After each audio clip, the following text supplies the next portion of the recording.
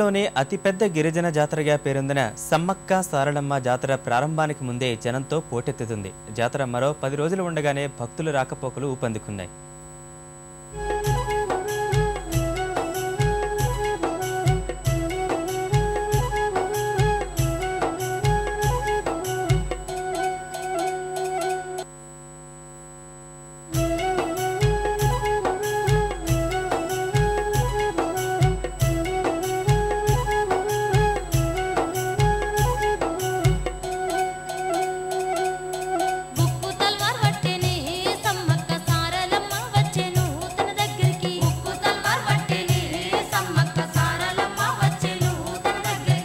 కాకతీయుల కాలం నాటి వరంగల్ జిల్లా మాతృమూర్తులు వనదేవతలుగా పూజలందుకుంటున్నారు.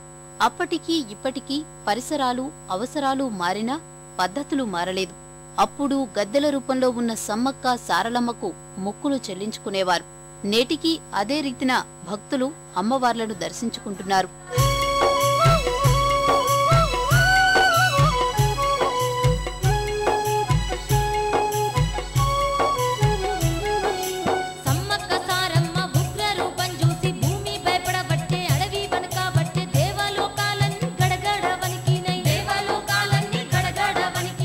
ఆదివాసీ మహాజాతరకు నిలువెత్తు జ్ఞాపకంగా నిలిచిన వరంగల్ సమ్మక్క సారలమ్మ జాతరకు దేశ నలుమూలల నుంచి భక్తుల రాకపోకలు ప్రారంభమయ్యాయి.